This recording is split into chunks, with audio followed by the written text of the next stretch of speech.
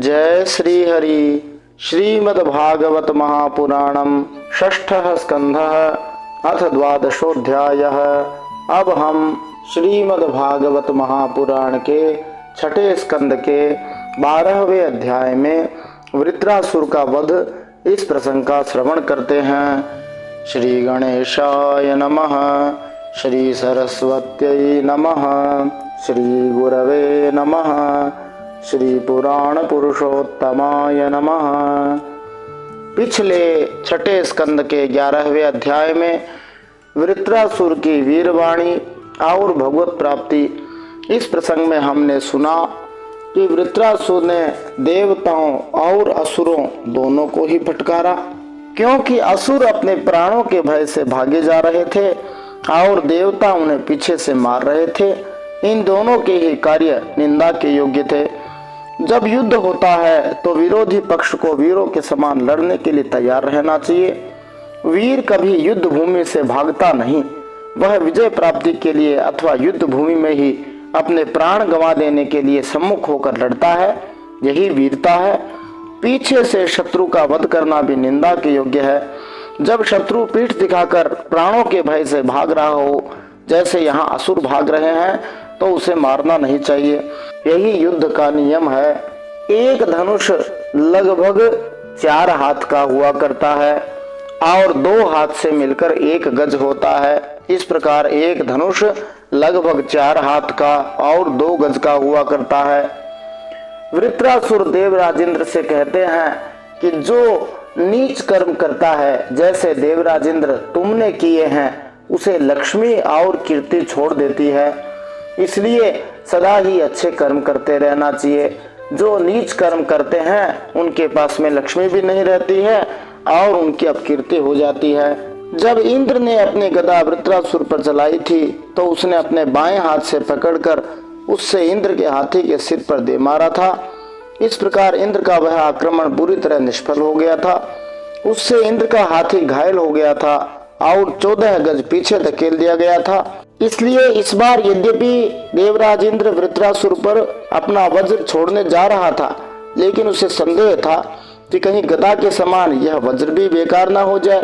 लेकिन वृत्रासुर ने वैष्णव होने के नाते इंद्र को विश्वास दिलाया कि यह वज्र निष्फल नहीं होने वाला है, क्योंकि इसे भगवान श्री विष्णु के आदेश के अनुसार बनाया गया है। यद्यपि इंद्र को संदेह था कि कहीं मेरा वज्र है वो निष्फल न हो जाए, तो देवराज इंद्र से वृत्रासुर यही कहते हैं कि आपको भगवान श्री हरि की शक्ति में विश्वास रखना चाहिए। भगवान श्री विष्णु की आज्ञा कभी भी व्यर्थ नहीं जाती। लेकिन वृत्रासुर भगवान विष्णु के उद्देश्य से परिचित था। फिर वृत्रासुर कहते हैं कि हे इंद्र, तुम्हारा यह वज्र भगवान श्री हरि के तेज और दधीचि ऋषि की तपस्या से शक्तिमान हो रहा है। श्री विष्णु भगवान ने मुझे मारने के लिए तुम्हें आज्ञा दी है। इसलिए हे देवराज इंद्र, अब तुम उसी वज्र से मुझे मार डालो, क्योंकि जिस पक्ष में भगवान श्री हरि हैं उधर ही विजय, लक्ष्मी और सारे गुण निवास करते हैं। वास्तव में यहाँ पर जो विजय होने वाली है वो भगवान के भक्त वृत्रासुर की होने वाली है। वैसे तो जीता देवराज इंद्र ही था, लेकिन भक्ति के अंदर वृत्रासुर ने विजय प्राप्त की। तो यहाँ पर श्री हरि दोनों ही पक्ष में है। देवराज इंद्र के पक्ष में वज्र के रूप में है, उनके आशीर्वाद के रूप में है, और वृत्रासुर के साथ में उनकी भक्ति के रूप में है। इस प्रकार से हम देखते हैं कि जिधर भगवान श्री हरि है उधर ही विजय होती है। इस देवासुर अर्थात इंद्र और वृत्रासुर के युद्ध के बीच के अंदर दोनों ने ही विजय प्राप्त करी थी। देवराज इंद्र ने वृत्रासुर को मारकर विजय पाई और वृत्रासुर ने भगवान श्री हरि की आज्ञा मानकर अपने आप का उद्धार कर लिया। परम धाम गमन करके उन्होंने विजय प्राप्त कर ली। वृत्रासुर देवराज इंद्र से कहते हैं कि भगवान अपने भक्तों को अर्थ, धर्म और काम संबंधी अर्थात इंद्रिय तृप्ति के प्रयासों को व्यर्थ कर दिया करते हैं। और सच पूछो तो इसी से श्री भगवान की कृपा का अनुमान भी हो जाता है, क्योंकि उनका ऐसा कृपा प्रसाद अकिंचन भक्तों के लिए ही अनुभव के योग्य है, दूसरों के लिए तो अत्यंत दुर्लभ है। जो प्यारे भक्त होते हैं, अकिंचन भक्त होते हैं, कुछ भी नहीं चाहते, उन्हें भगवान की कृपा का अनुभव होता है। वृत्रासुर भगवान को प्रत्यक्ष अनुभव करते हुए भगवान से प्रार्थना करते हैं, हे प्रभु, आप मुझ पर ऐसी कृपा कर दीजिए कि अनन्य भाव से आपके चरणों के आश्रित जो सेवक हैं उनकी सेवा करने का अवसर मुझे अगले जन्म में भी प्राप्त हो जाए। माने जो आपके भक्त हैं उनका भी मैं भक्त बन जाऊं, इसीलिए यहाँ पर दासानुदास शब्द दिया है।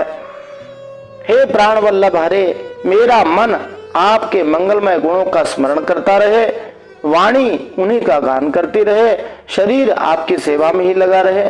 भक्तिमय जीवन का सार यही है कि भगवान के भक्तों की सदा ही सेवा करने का अवसर मिले, मन भगवान का स्मरण करे, वाणी गायन करे, शरीर सेवा करे। वृत्रासुर श्री भगवान के दर्शनों के लिए एक उपाय बताते हैं कि कैसी छटपटाहट हमारे मन में होनी चाहिए। जैसे पक्षियों के बिना पंखों वाले बच्चे अपनी माँ की बाट जोते रहते हैं कि कब उनकी माँ आएगी और उन्हें दाना खिलाएगी। जब तक माँ स्वयं माँ का दाना नहीं खिला लेती तब तक वे बच्चे कभी संतुष्ट नहीं होते। दूसरा उदाहरण देते हैं कि जैसे एक भूखा बछड़ा अपनी माँ का दूध पीने के लिए आतुर रहता है, जब तक उसे अपनी माँ के थन का दूध पीने नहीं दिया जाता तब तक वह प्रसन्न नहीं होता।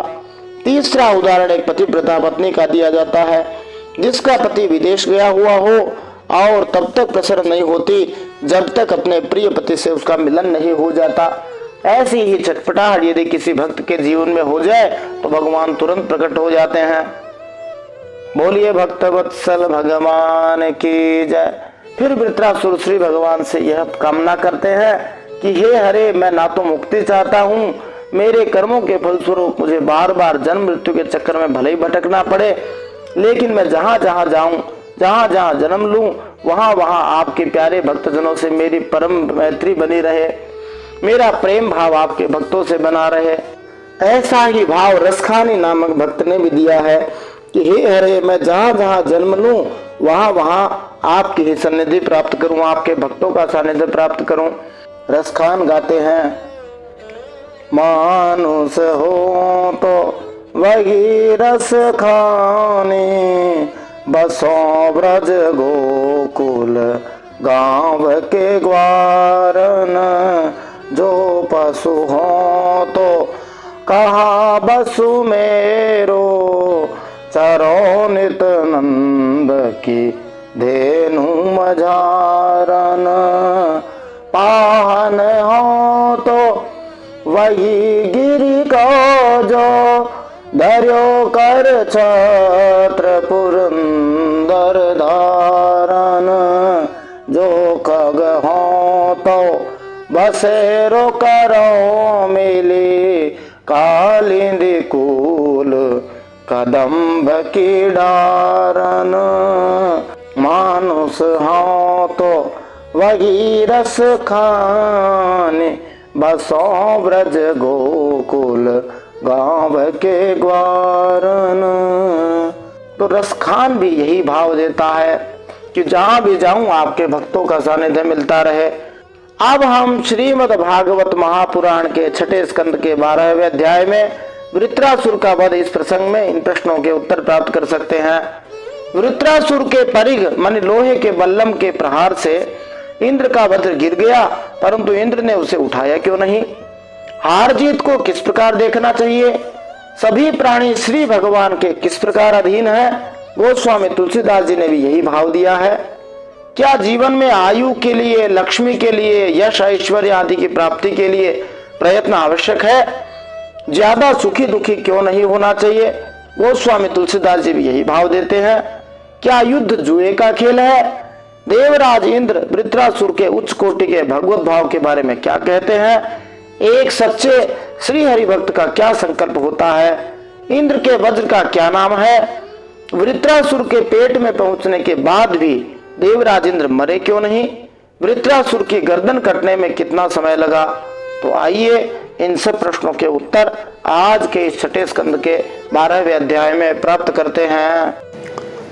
जय श्री हरि। नारायणं नमस्कृत्य नरं चैव नरोत्तमं, देवीं सरस्वतीं व्यासं ततो जयमुदीरयेत्। भगवान श्री नर नारायण को प्रणाम करते हुए, श्री गणेश जी महाराज, माता सरस्वती, वेदव्यास भगवान को प्रणाम करते हुए हृदय आराध्य श्री हरि चरणों में प्रणाम करते हुए, भगवत स्वरूप श्रीमद् भागवत को प्रणाम करते हुए, श्री सुखदेव जी और परीक्षित महाराज को प्रणाम करते हुए, अनंत कोटि सब संत महात्माओं वैष्णवों को प्रणाम करते हुए अब हम श्रीमद् भागवत महापुराण के छठे स्कंद में 12वां अध्याय सुनते हैं, जिसमें हम वृत्रासुर का वध अर्थात वीर गति का श्रवण करेंगे। श्रीमद् भागवत महापुराणम षष्ठः स्कंधः अथ द्वादशोऽध्यायः। ऋषिरुवाच उपजाति छंद। एवं जिहासुर्नृपदेहमाजौ मृत्युं वरं विजयान्मन्यमानः शूलं प्रगृह्य व्यपतत् सुरेन्द्रं यथा महापुरुषं कैटभोप्सु।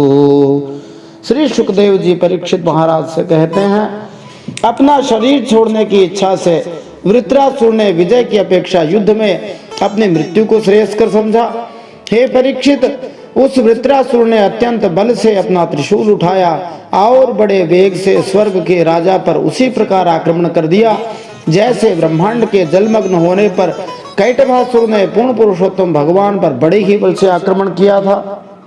यद्यपि वृत्रासुर ने इंद्र को बारंबार प्रेरित किया कि वह उसे अपने वज्र से मार डाले, लेकिन इंद्र इतने बड़े भक्त को मारना नहीं चाहता था, इसलिए वज्र चला नहीं रहा था। तो वृत्रासुर ने ही त्रिशूल चला दिया। ततो युगान्ता अग्निकठोर जीभ माविध्य शूलं तरया सुरेन्द्रः क्षिप्त्वा महेन्द्रा यविनाद्य वीरो हतोऽसि पापे तिरुषा जगाद।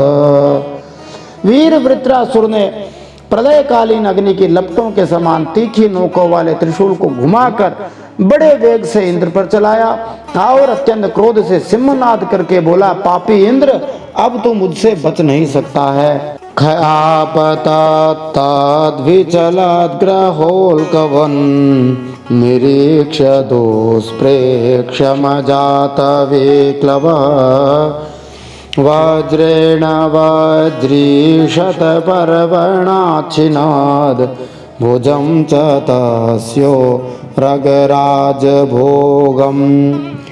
इंद्र ने यह देखकर कि वह भयंकर त्रिशूल ग्रह और उल्का की तरह चक्कर काटता हुआ आकाश में आ रहा है, किसी प्रकार की अधीरता प्रकट नहीं की और उस त्रिशूल के साथ ही वासुकी नाग के समान वृत्रासुर की विशाल भुजा अपने 100 गांठों वाले वज्र से काट डाली। छिन्नैक बाहु परिगेण वृत्रः संरब्ध आसाद्य गृहीत वज्रम् हनौत ताडेन्द्रमथामरेभम् वज्रं च हस्तान्यपतन्न घोनः। एक बाह कट जाने पर वृत्रासुर को बड़ा क्रोध आया। उसने वज्रधारी इंद्र के पास जाकर उनकी थोड़ी में और गजराज ऐरावत पर परिघ से ऐसा प्रहार किया कि उनके हाथ से वह वज्र गिर पड़ा। वृत्रस्य कर्मा तिमहाद्भुतं तत् सुरासुराचारण सिद्ध संघः अपूजयास्तत् पुरुहूत संकटं निरीक्ष्य हे तिविचुकृशुर्भृशम्। वृत्रासुर के इस अत्यंत अलौकिक कार्य को देखकर देवता, असुर, चारण, सिद्धगण सभी उसकी प्रशंसा करने लग गए, परंतु इंद्र का संकट देखकर वे ही बार बार हाय हाय कहकर चिल्लाने भी लग गए। इंद्रो न वज्रम जगृहे विलज्जितः च्युतं स्वहस्तादरिसन्निधौ पुनः तमाह वृत्रो हरयात वज्रो जहि स्वशत्रुं न विषाद कालः। वह वज्र इंद्र के हाथ से छूटकर वृत्रासुर के पास ही जा पड़ा था, इसलिए लज्जित होकर इंद्र ने उस वज्र को फिर नहीं उठाया।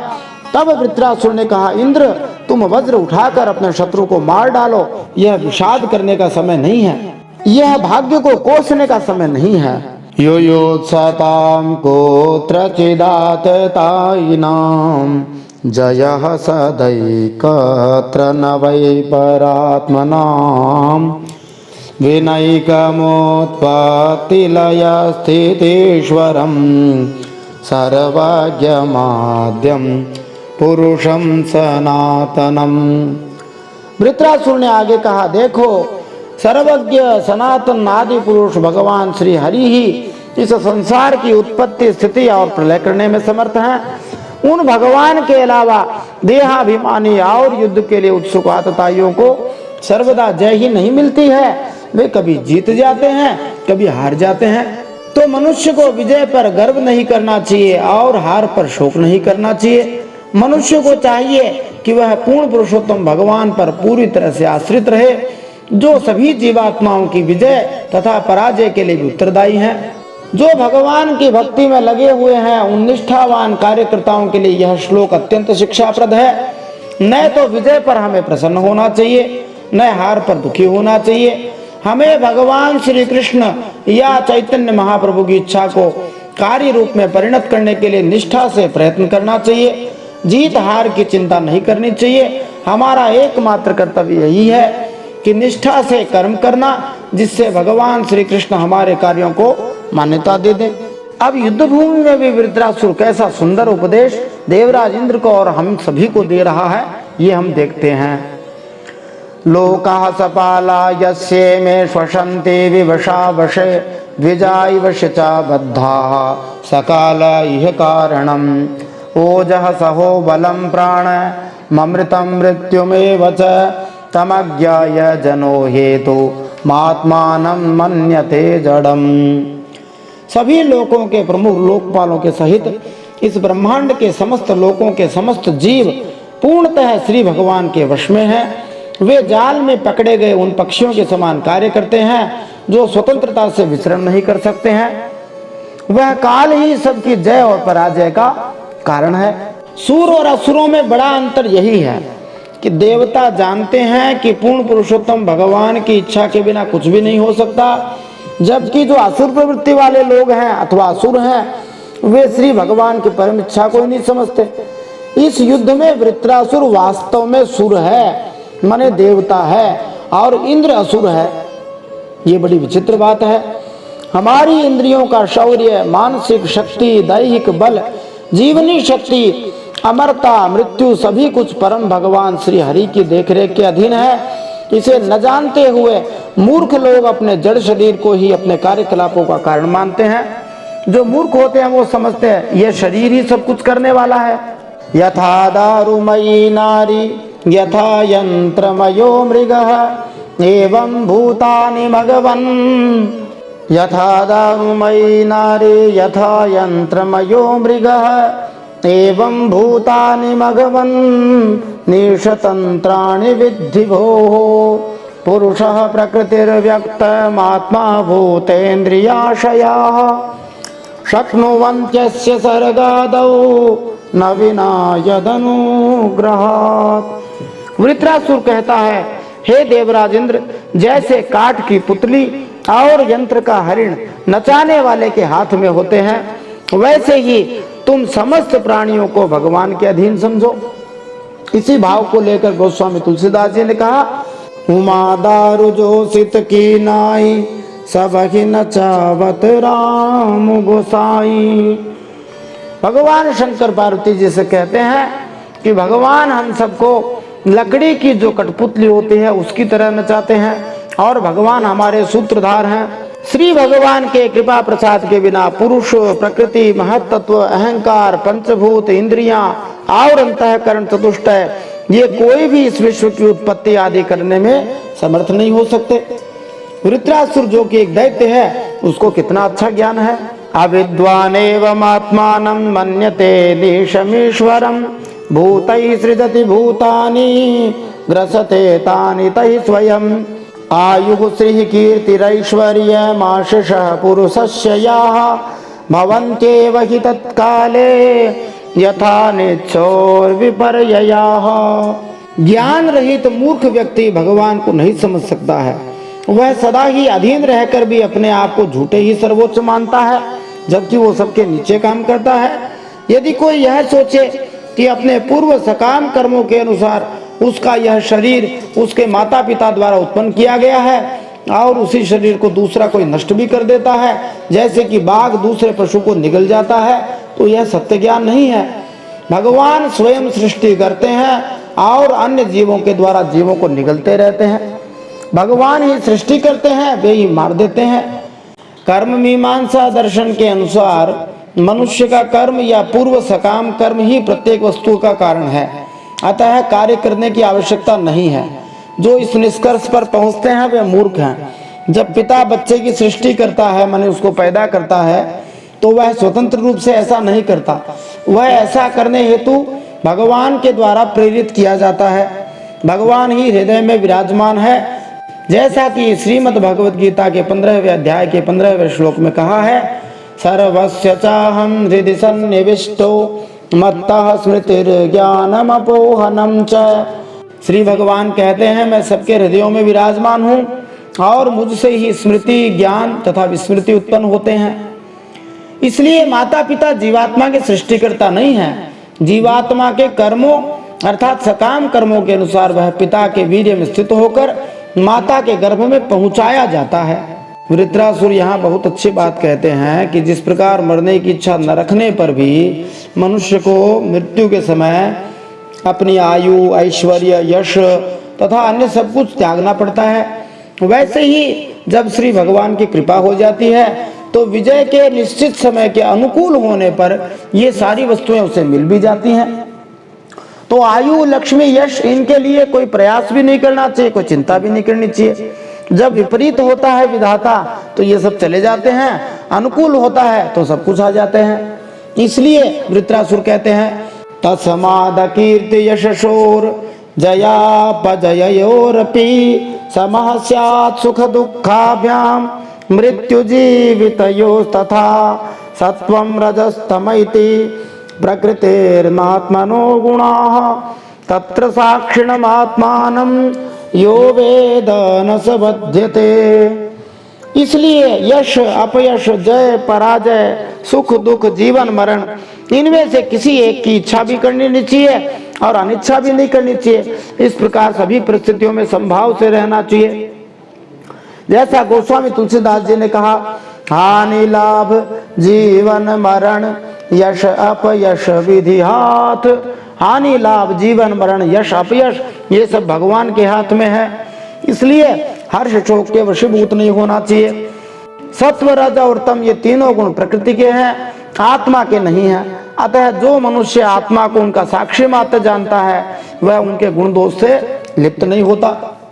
आगे वृत्रासुर कहता है, पश्यमाम निर्जितम शक्र वृक्णायुध भुजम हृदय घटमानम यथाशक्ति तब प्राण जिहीर्षया प्राणग्लहोयं समर ईश्वक्षो वाहनासनः अत्र न ज्ञायते मुष्य जयो मुष्य पराजयः। वृत्रासुर कहते हैं, अरे मेरे शत्रु जरा मेरी ओर देख तो सही, मैं पहले ही पराजित हो चुका हूँ, क्योंकि मेरा हथियार और मेरी भुजाएं पहले ही खंड खंड हो चुके हैं। तुमने मुझे पहले ही हरा दिया है, तो भी मैं तुम्हें मारने की प्रबल इच्छा के कारण तुमसे लड़ने का पूरा प्रयास कर रहा हूँ। ऐसी विषम परिस्थिति में भी मैं तनिक भी दुखी नहीं हूँ, अतः तुम उदासीनता त्याग करके युद्ध जारी रखो। मनुष्य को चाहिए कि यह जानते हुए भी कि क्या परिणाम होगा, सभी परिस्थितियों में अपना कर्तव्य अवश्य निभाना चाहिए। वृत्रासुर कहता है, यह युद्ध क्या है, एक जुए का खेल है। इसमें प्राणों की बाजी लगती है, बाणों के पासे डाले जाते हैं और वाहन ही इसमें चौसर है। इसमें पहले से यह बात मालूम नहीं होती कि कौन जीतेगा और कौन हारेगा। ये सब तो श्री हरि इच्छा पे निर्भर है। श्री शुक उवाच इंद्रो वृत्रवचः श्रुत्वा गतालीकमपूजयत् गृहीत वज्रः प्रहसस्तमाह गत विस्मयः। इंद्र उवाच अहो दानव सिद्धोऽसि यस्य ते मतिरीदृशी भक्तः सर्वात्मनात्मानं सुहृदं जगदीश्वरम्। श्री सुखदेव जी परीक्षित महाराज से कहते हैं, वृत्रासुर के ये सच्चे और निष्कपट वचन सुनकर इंद्र ने उनका आदर किया और अपना वज्र उठा लिया। इसके बाद बिना किसी प्रकार का आश्चर्य किए मुस्कुराते हुए देवराज इंद्र इस प्रकार कहने लगे। देवताओं में श्रेष्ठ राजा इंद्र को अपने शत्रु वृत्रासुर का उपदेश सुनकर आश्चर्य हुआ, जो असुर माना जाता था। देवराज इंद्र चकित थे कि असुर होकर भी वह कितनी ज्ञान की बातें कह रहा है।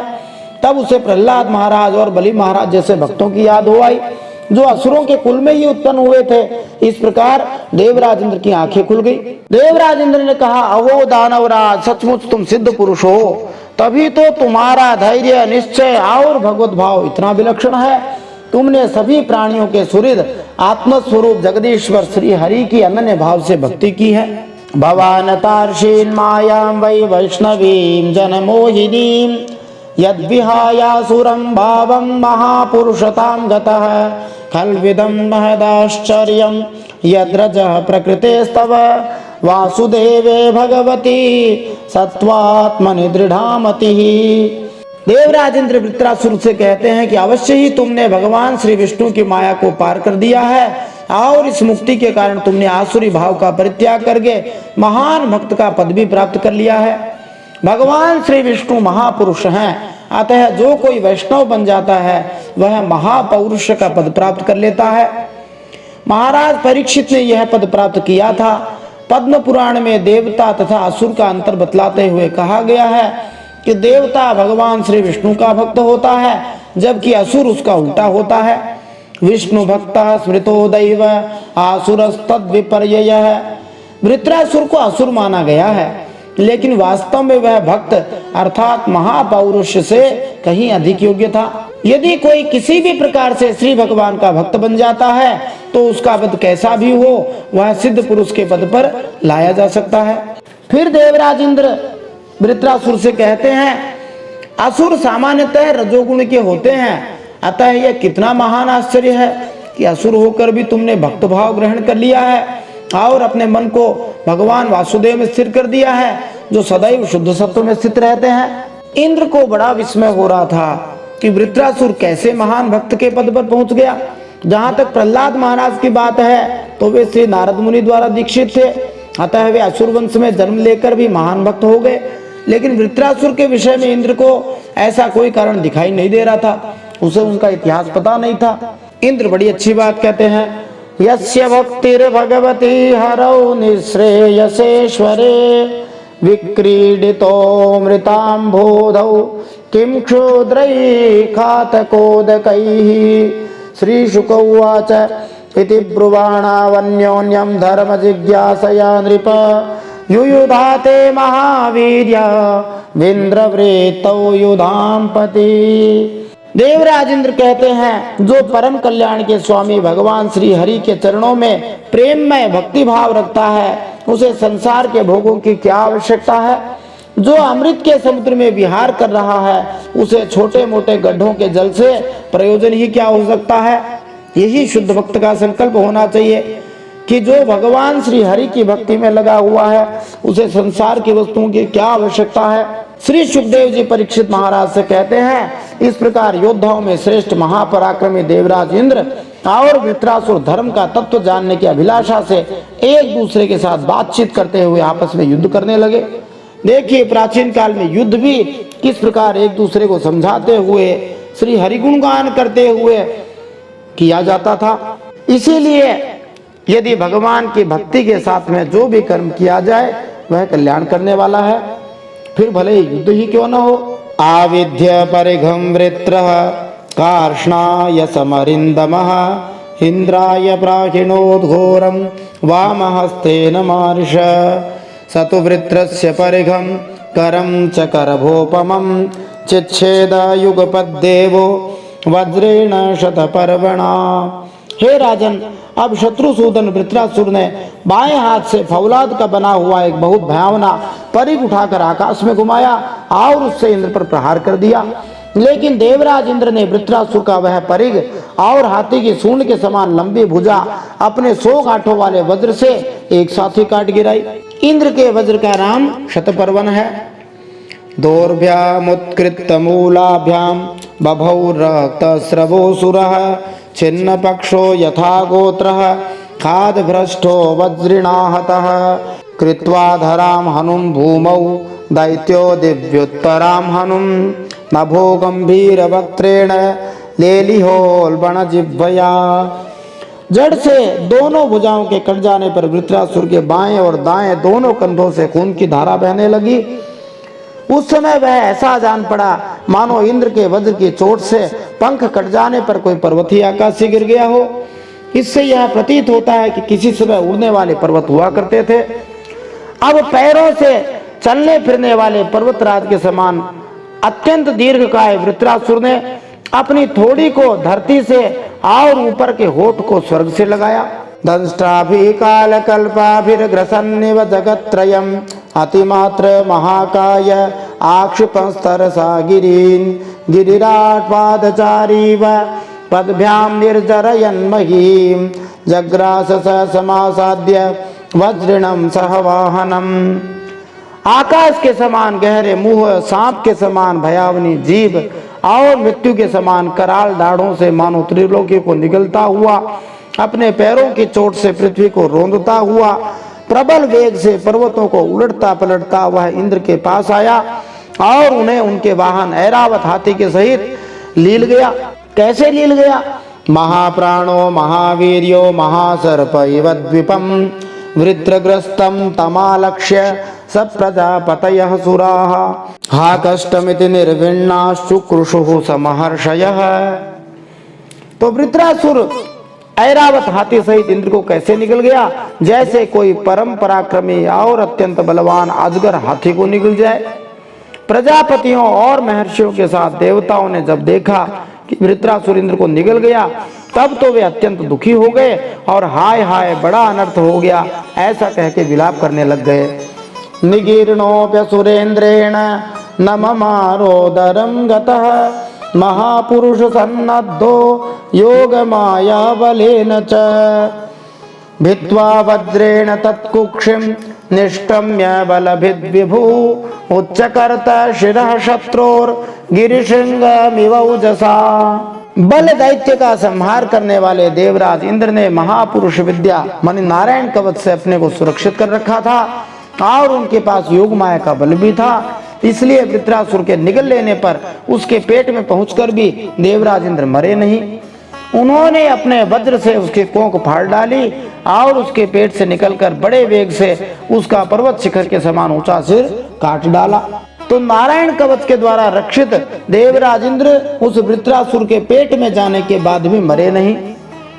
फिर उपजाति छंद में कहते हैं वज्रस्तु तत्कंधरमाशु वेगः कृंतन समन्तात् परिवर्तमानः न्यपातयत्तावदहर गणेन यो ज्योतिषामयने वार्त्रहत्ये।